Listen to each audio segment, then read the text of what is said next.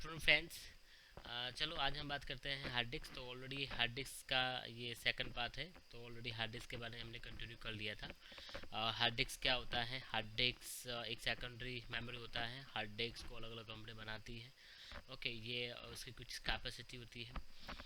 Hard disk के type भी हमने बात किया था। स्टैंडर्ड हार्ड डिस्क मतलब ID hard disk, serial hard disk, कर्जी hard disk and wireless hard disk, SSD. तो अलग अलग हार्ड डिस्क मार्केट में अवेलेबल है।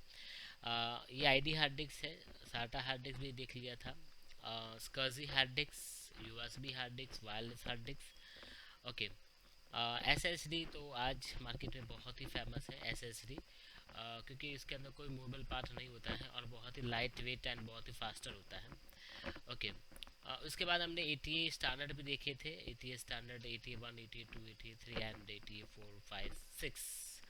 ओके, तो अभी हम बात करते हैं कि अगर सपोज कि कोई एक हार्ड डिस्क मुझे अगर सिलेक्ट करना है तो हार्ड डिस्क का कैपेसिटी, कॉस्ट, परफॉर्मेंस कैसा होना चाहिए, रिलायबिलिटी क्या होनी चाहिए, आरपीएम कैसे है, तो ये सब ध्यान में रख के हम एक हार्ड डिस्क को सिलेक्ट करेंगे।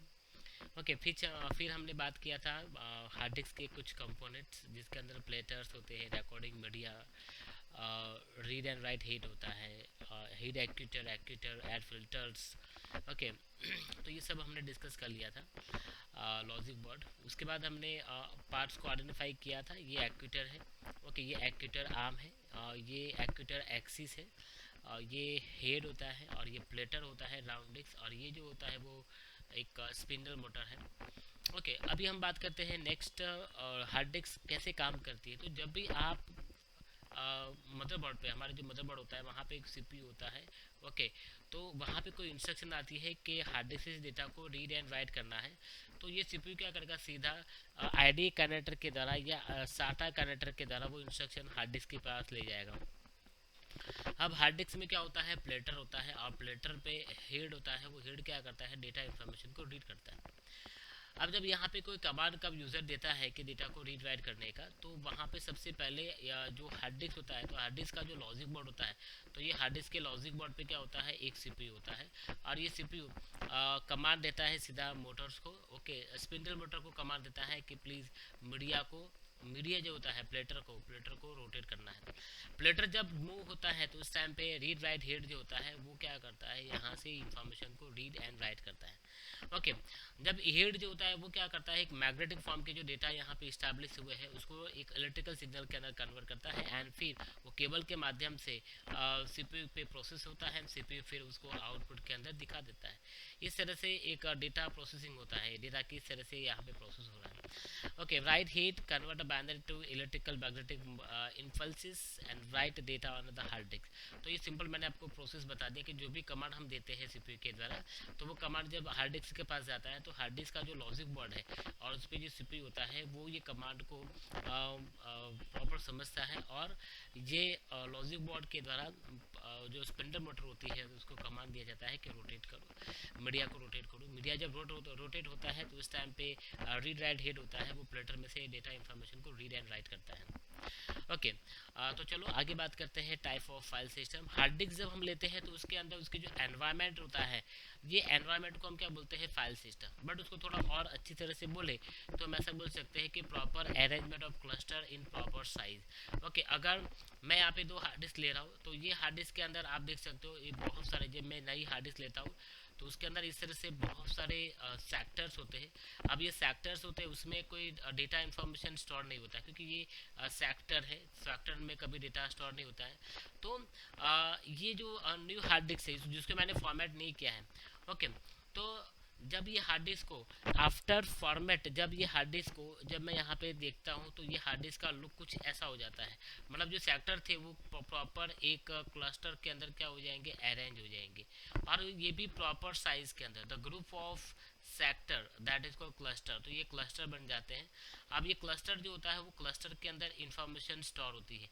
क्लस्टर क्या होता है कि ये 512 बाइट्स का एक क्लस्टर होता है जहाँ पे इंफॉर्मेशन स्टोर होती है हार्ड डिस्क के अंदर। ओके, आप जो भी फाइल सिस्टम यूज़ करते हो उसके अकॉर्डिंग यहाँ पे क्लस्टर की साइज़ अलग अलग होती है। तो जब भी आप नई हार्ड डिस्क परचेज करते हो तो उसके अंदर सेक्टर्स होते हैं। सेक्टर्स के अंदर कभी डेटा स्टोर नहीं होता है, तो हम क्या करते हैं उसको फॉर्मेट करते हैं। तो फॉर्मेट करने के लिए हम पर्टिकुलर फाइल सिस्टम यूज़ करते हैं, जैसे कि NTFS FAT32 EXT, तो जिसके द्वारा हार्ड डिस्क का एक प्रॉपर एनवायरनमेंट बन जाता है और वहाँ पे हार्ड डिस्क के जो क्लस्टर बनते हैं तो वहाँ पे हम डेटा को स्टोर कर सकते हैं। ये इन सीक्वेंस फॉर्म के अंदर स्टोर होता है। तो सबसे पहले बात करते हैं what is a file system. तो file system means proper arrangement of cluster in proper size. तो proper arrangement of cluster in proper size, okay, तो that is called file system. ये डेफिनेशन है इसका। ओके, FAT16 की बात करें तो बहुत सारे फाइल सिस्टम यहाँ पे अवेलेबल है। तो FAT16, FAT32, NTFS, EXT, okay, NTFS, तो अलग अलग फाइल सिस्टम है जो हम डिस्कस करते हैं अभी। FAT16, तो FAT16 जिसके अंदर 16 बिट का मेमोरी एड्रेस होता है, बाइनरी नंबर होता है, मतलब 2:16 इसका मेमोरी एड्रेस बनता है। और ये maximum capacity 2 GB hard disk को ये सपोर्ट करता है। और ये पुरानी जैसे कि डॉस, विंडोज़ 3.0, 3.095 ऐसे ऑपरेटिंग सिस्टम के अंदर हम FAT16 यूज़ करते थे। इसके बाद FAT32 आया तो मैक्सिमम कैपेसिटी 2 TB का, आप वो 2 TB की हार्ड डिस्क को सपोर्ट करता है। और वो 98, 2000, विंडोज़ मिलेनियम, विंडोज़ XP ऐसे ऑपरेटिंग सिस्टम के अंदर उसको यूज़ किया जाता था। इसके बाद NTFS की बात करें तो NTFS जो बहुत ही फेमस है, ओके, क्योंकि इसके अंदर बहुत सारे फीचर्स है जैसे कि यूज़र कोटा है, फिर encryption, decode and coding file system provide करती है। ओके, तो file does not get corrupted when save the due to the and physical और टेक्निकल प्रॉब्लम्स। तो ये बहुत ही फेमस फाइल सिस्टम है क्योंकि इसके अंदर आपको यूज़र कोटा सर्विस मिलती है। इसके अंदर डेटा को कोडिंग किया जाता है, डेटा को एंड कोडिंग किया जाता है, डेटा को एनक्रिप्ट किया जाता है।